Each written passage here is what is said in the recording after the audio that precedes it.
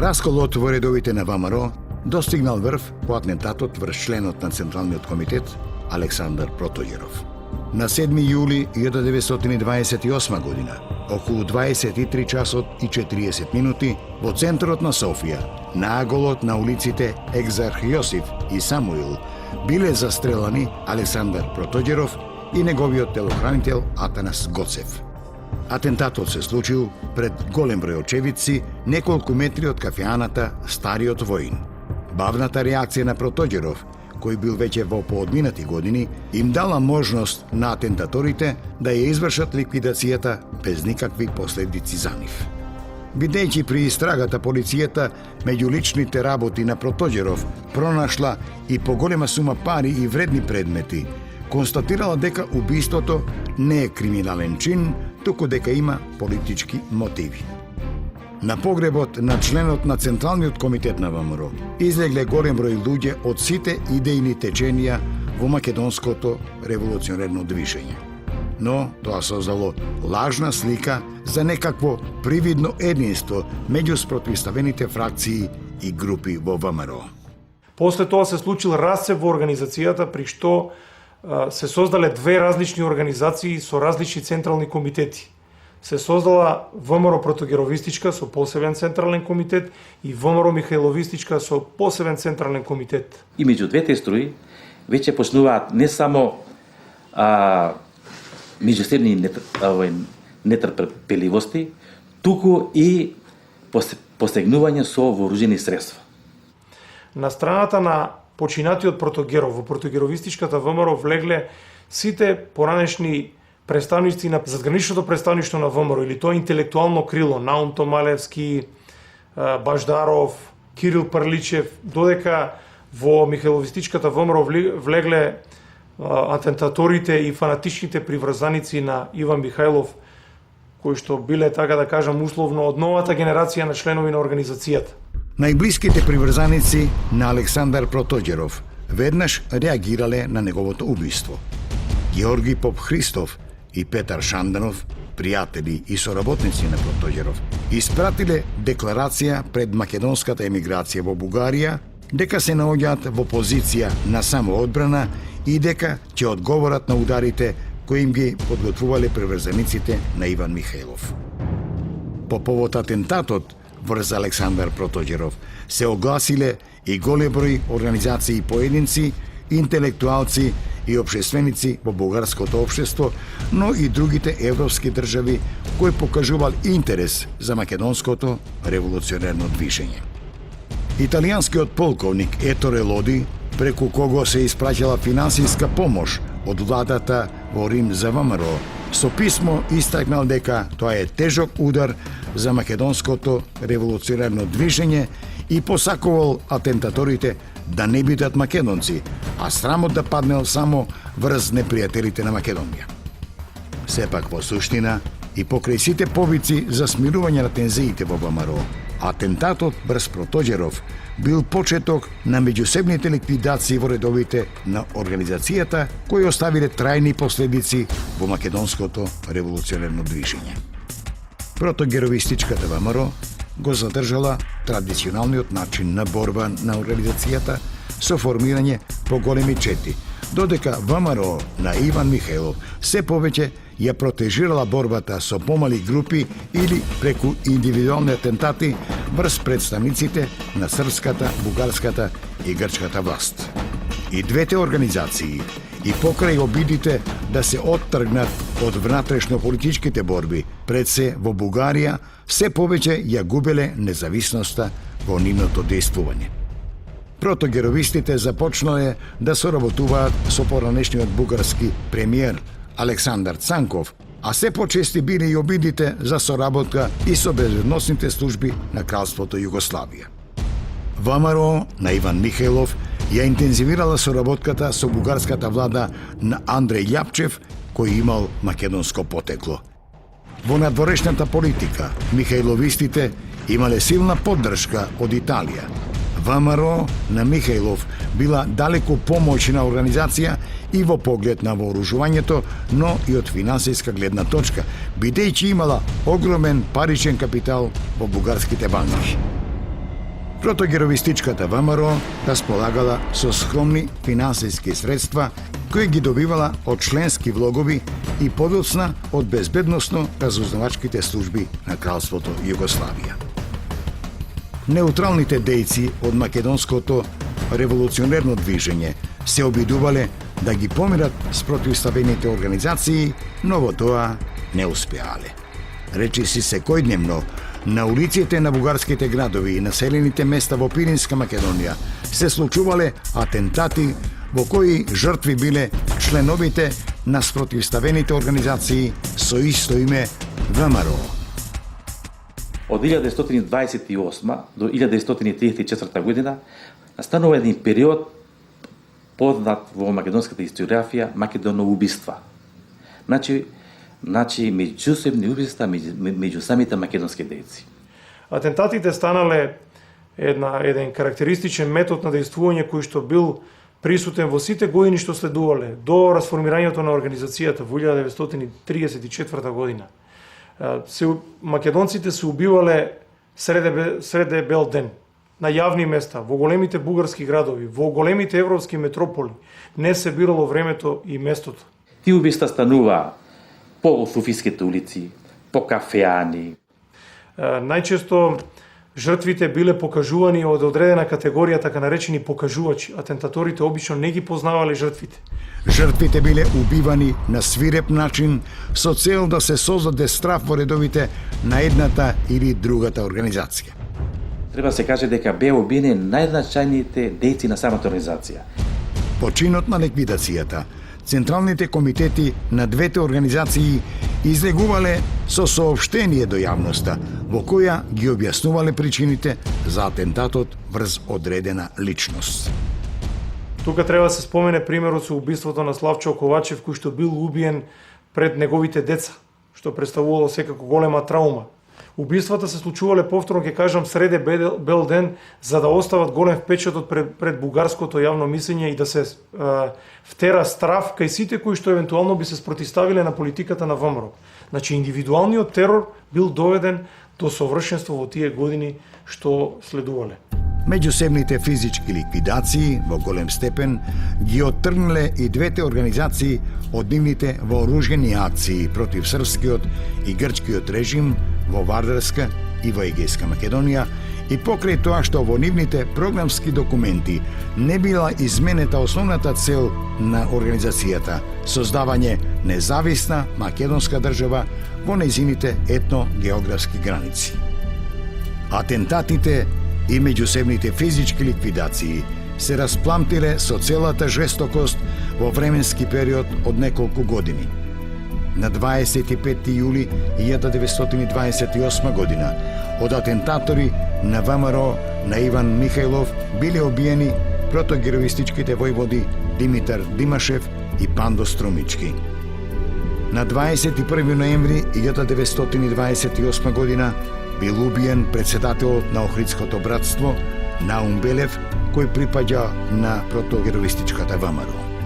Атентатите продолжиле и во 1929 година, при што били убиени членови и од раководството на протогероистите и михајловистите. На 30. април 1929 година во Софија бил убиен Димитар Ѓузданов, михајловист, под обвинение дека учествувал во атентатот врз Александар Протоѓеров.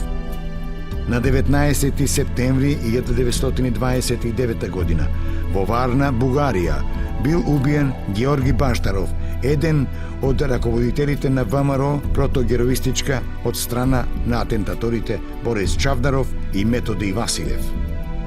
Атентатите продолжиле со несмалена жестокост и кон крајот на 1929 година, кога бил убиен протогероистот Тодор Петров Тошкарот, а на ист начин на спиење биле убиени и неговите истомисленици Спас Калајџиев и Христо Генов Хинов. Во експлозија на пакет бомба испратена од атентатори на Михајлов, полесно биле ранети Пецо Трајков и Петар Шанданов, раководители на протогероистичката ВМРО. Како чин на одмазда, протогероистичките атентатори ги ликвидирале припадниците на Михайловистичката ВМРО, Нанчо Витларов, Панду Шишков и Георги Дерменчиев. Кулминацијата на атентатите меѓу двете македонски организации се случила во периодот меѓу 1930 и 1932 година. На 4 март 1930 година бил убиен протогероистот Васил Пундев. Наум Томалевски, еден од раководителите на протогероистичката ВМРО, знаел дека му се подготвува атентат и дека му била изречена смртна казна од михајловистите и затоа добро се засолил. Михајловистичката ВМРО го дознала местото каде што се криел Томалевски. На 29 ноември 1930 година во хотелот Петербург во Софија биле повикани Владо Черноземски и Андреј Манов, кои од раководството на ВМРО Михајловистичката добили инструкции како да го извршат атентатот. Преку агентот на државната безбедност Петко Петров, двајцата атентатори Манов и Черноземски успеале да изнаимат стан кој се наоѓал во близина на живеалиштето на Наум Томалевски. Атентаторите биле вооружени со пушки и карабини и преку прозорецот од станот чекале погодна можност да действуваат. На 2 декември и покрај предупредувањата за можна опасност од атентат, Томалевски, чиј што син полнел 40 дена, излегол во дворот и според нивниот семеен обичај за такви пригоди сакал да засади дрво. Тоа го забележале Черноземски Манов, кои преку стаклото на прозорецот испукале заеднички координирани истрели кон жртвата, при што Наум Томалевски бил смртно погоден и подлегнал на раните. При бегството Андреј Манов бил застрелан од бугарската полиција и од здобиените рани починал во затвор, додека Владо Черноземски се предал на властите и бил осуден за атентатот, а по кратко време бил помилуван и ослободен. Атентаторите на Михајловистичката ВМРО продолжиле со ликвидациите на видни членови на протогеровистите со цел целосно да се уништи оваа организација. За овие ликвидации, протогеровистите решиле да се одмаздат со убиство на некој член од раководството на Михајловистичката ВМРО. На 8 февруари 1931 година, атентатори на ВМРО протогеровистичка во Софија среде бел ден го застрелале Јордан Ѓурков, еден од најблиските соработници на Иван Михајлов. Атентатот бил извршен во моментите кога Ѓурков се враќал од црква и тргнал да ги посети своите родители. Вооружениот акт го извршиле протогеровистичките атентатори Трајчо Миладинов и Илија Костурков. Уште за време на погребот на Јордан Ѓурков, на кој излегле неколку илјади луѓе, од страна на припадниците на Михајловистичката ВМРО, биле упатени закани кон непријателскиот табор дека убиството ќе биде одмастено. По тој повод, во централниот затвор во Софија, во кутија со грозје бил внесен револвер, при што Дончо Зафиров пукал кон атентаторите Миладинов и Костурков, кои биле спасени по интервенција на затворските чувари. Атентатите не престанувале и на 16 мај 1932 година бил убиен Димитар Михајлов, приврзаник на Михајловистичката ВМРО и председател на Македонскиот национален комитет во Бугарија. Протогеровистите ги продолжиле одмазничките акции со тоа што на 25 ноември 1932 година во Софија бил тешко ранет Стојан Филипов, пратеник во Бугарското собрание и преврзаник на Иван Михајлов. На 28 декември 1932 година бил извршен атентат врз Симеон Ефтимов, уредник на весникот Ла Маседуан и припадник на Михајловистичката ВМРО. Самиот оружен чин бил извршен пред Царскиот двор во Софија, со што раководството на протогеровистичката ВМРО имало намера да го опомене бугарскиот цар Борис за отворената поддршка што му ја давал на Иван Михајлов. Атентаторите на ВМРО на Михајлов возвратиле со ликвидација на Христо Трајанов на 5 јануари 1933 година со употреба на инјекција. На 1 јуни 1933 година Атентатори на ВМРО Михајло Вистичка го ликвидирале и Ангел Куртелов во градот Видин, Бугарија. Се разбира, Иван Михајлов како човек кој што ја држеше самата организација, кој што располагаше со огромни финансиски средства, на негова страна беа скоро речиси сите македонски друштва, со Македонскиот национален комитет, голема поддршка од бугарската влада, начело со председателот Андреј Љапчев. Се разбира, надмошта во вооружувањето и нанесе голем удар на португалиската ВМРО, ликвидирајќи ги нивните најстакнати представници. Според некои податоци од различните македонски емигрантски организации, бројката на убиени македонци во тие ликвидации била огромна. Таа изнесувала некаде помеѓу 2 до 3.000 жртви, ако се стават наназад и жртвите од 1918 година. Според повеќе податоци, според податоците на нашите дејци во организацијата, како што е Павел Шатев, како што е Христо Попкоцев, како што е Димитар Влахов, тие сметат дека во овие меѓусебни убиства се извршени од 1500 до 3000 убиства. Податоците што ги укажуваат српските разузнавачки служби упатуваат на податокот од 100 до 300. Меѓутоа, според мене, најрелевантни податоци дава пунктовниот началник на Портогоришката ВМРО на Софија, Анастас Наумов Анци, кој што водел сопствен дневник на заедничките меѓусебни убиства, во кој се набележени 72 македонски дејци и револуционери во овој период, значи од 1928 и до 1934 година. Тоа може да се спореди со една мала граѓанска војна помеѓу македонците. Значи една огромно раслојување, огромна штета на македонското револуционерно ткиво со тие физички ликвидации и атентати кои што станале секојдневие. Атентатите меѓу двете македонски организации во овој временски период во бугарските градови предизвикувале несигурност, а кај владата во Софија страв дека македонските братоубиства можат да ја дискредитираат бугарската држава пред европската и светската јавност.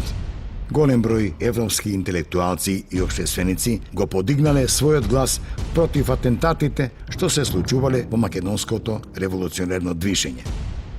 Новинари од познатите европски новински агенции доаѓале во Бугарија за да известуваат за секојдневните ликвидации на спротивставените фракции на ВМРО.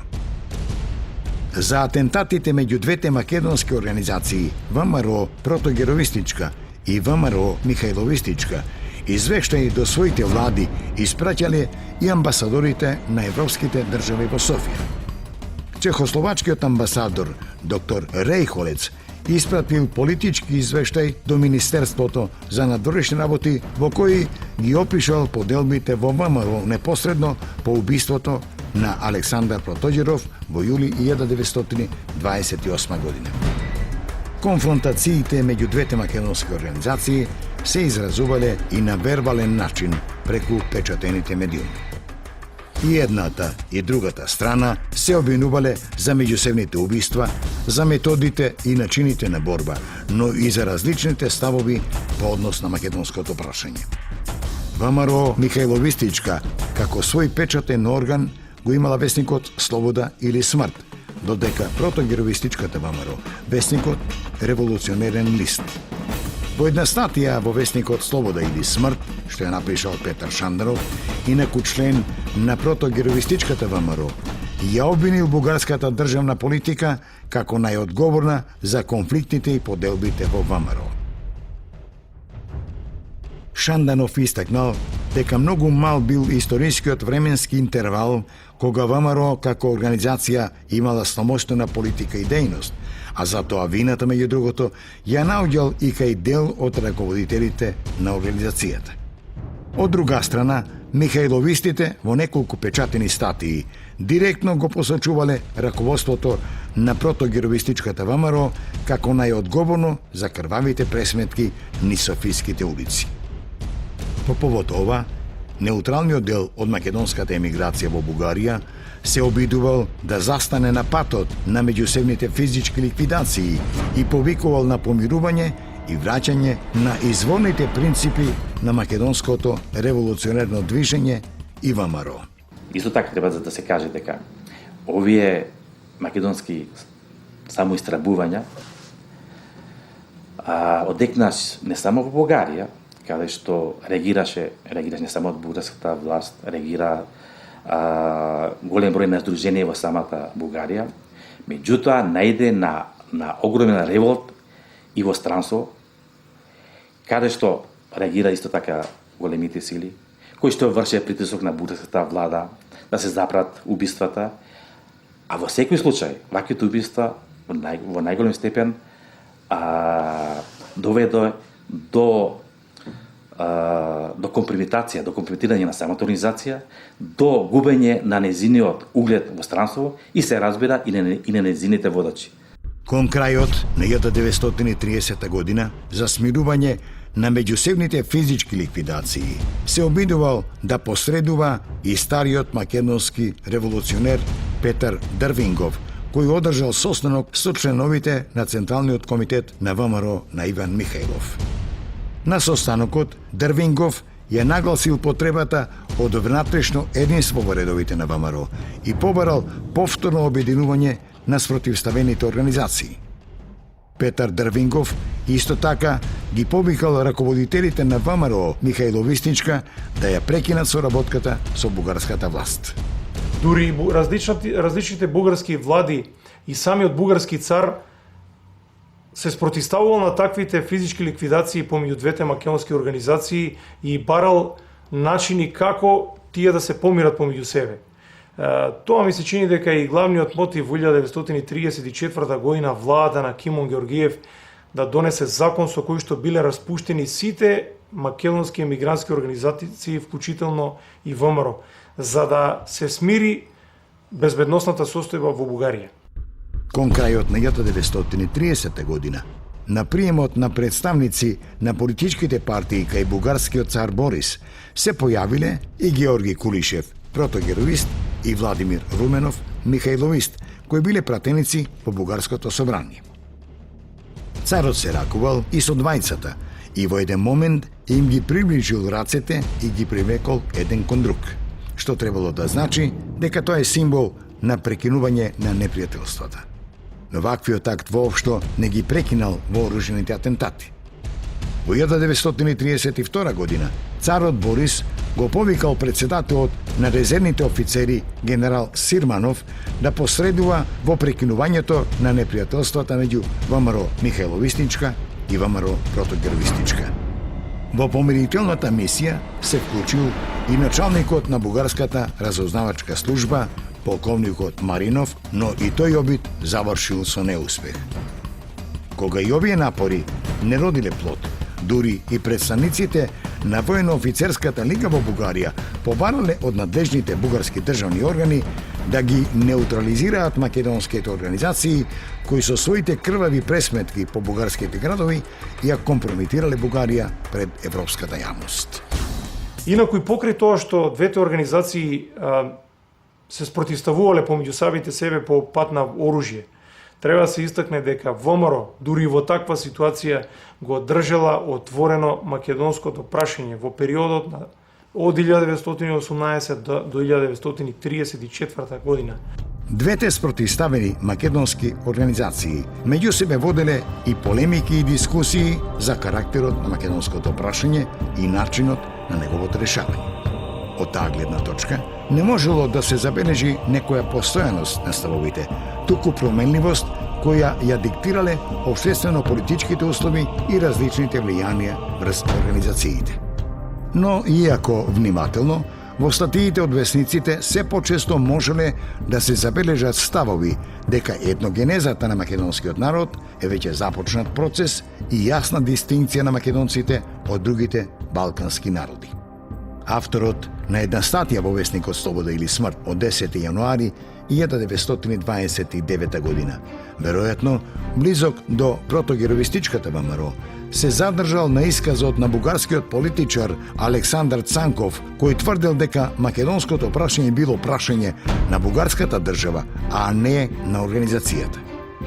Биле упатени обвинувања на сметка на Цанков дека барањата на македонските дејци се извојувале од бугарската државна политика по однос на македонското прашање.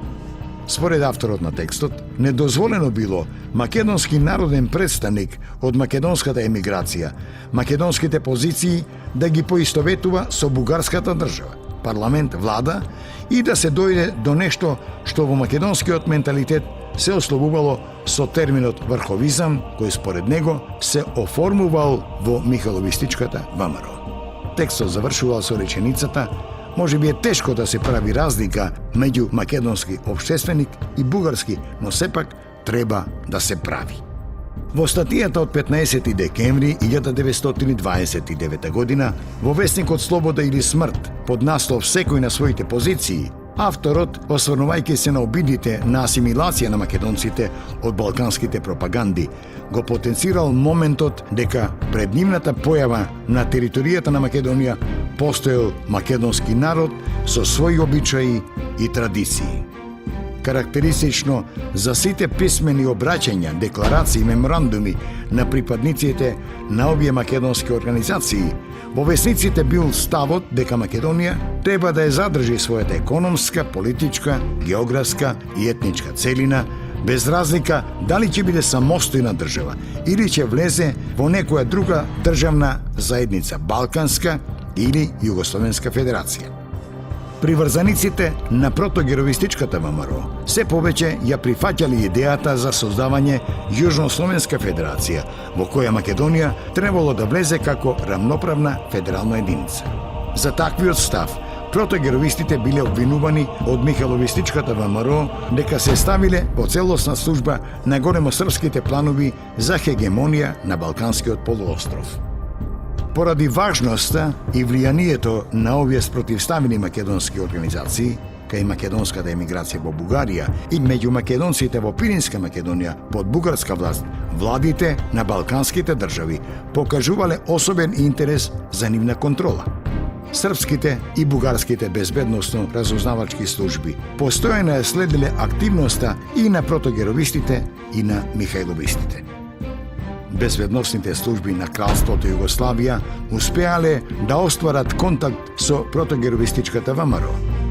Инфериорната положба во однос на михајловистичката ВМРО го принудила раководството на протогеровистите да ја прифати соработката со владата на Белград. Македонскиот федералист Славе Иванов во соработка со српските безбедносни служби го подготвувал теренот за состанок со раководителите на протогеровистичката ВМРО.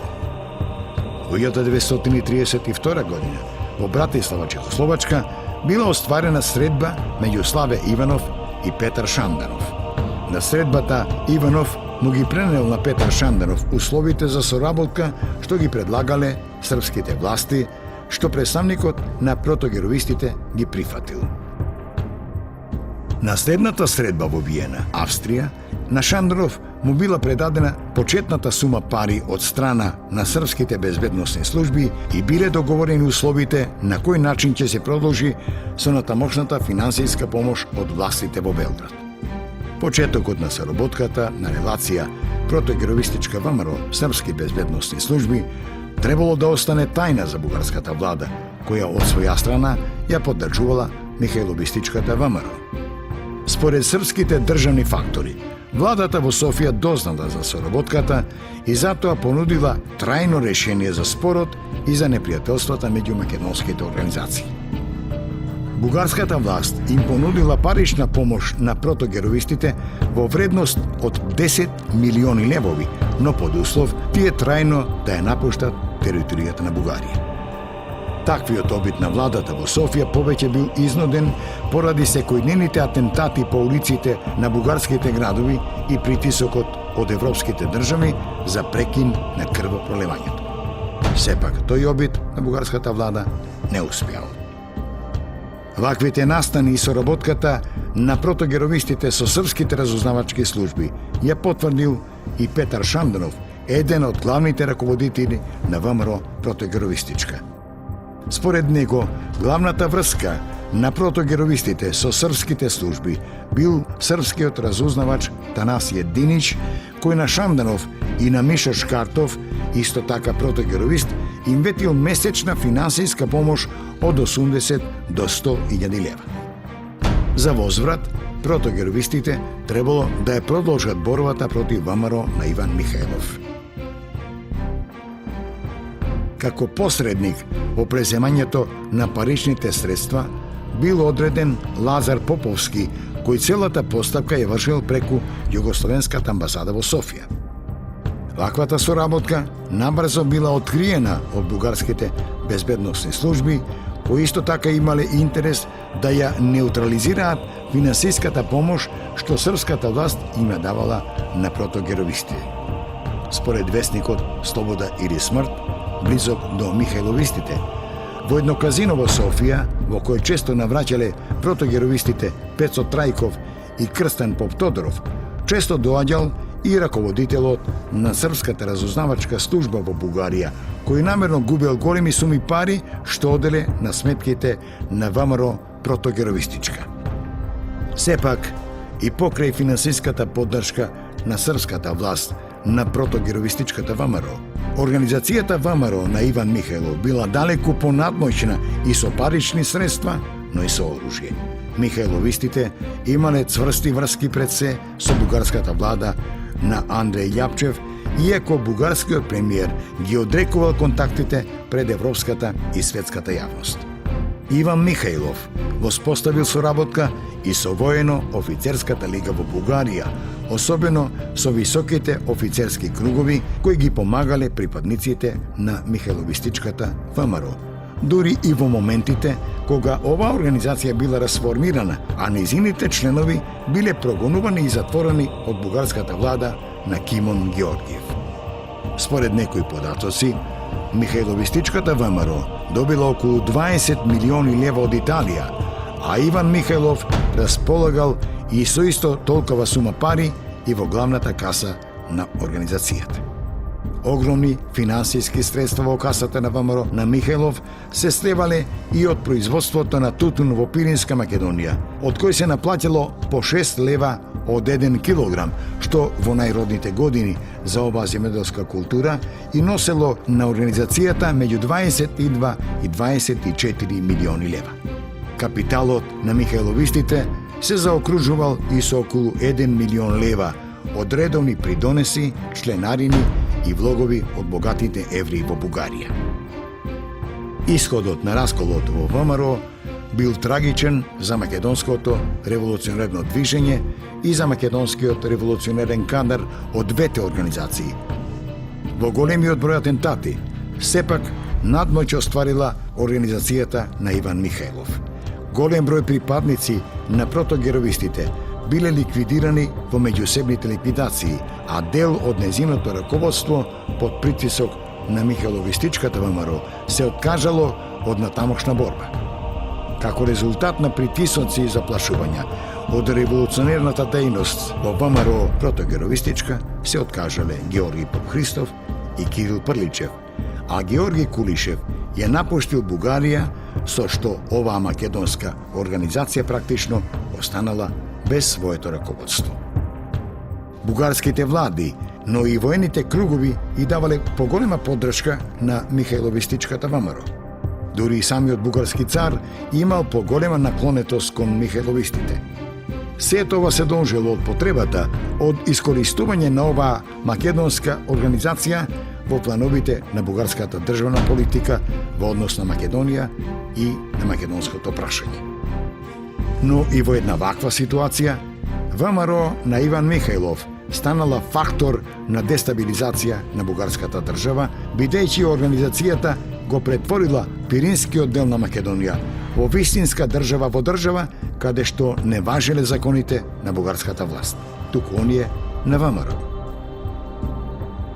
Поделбата и меѓусебните атентати целосно ја одговарале на владата во Белград, бидејќи во Македонија под српска власт спласнал интензитетот на четничките акции на ВМРО на Иван Михајлов, која како организација повеќе била зафатена со расчистувањето на непријателствата со протогеровистите.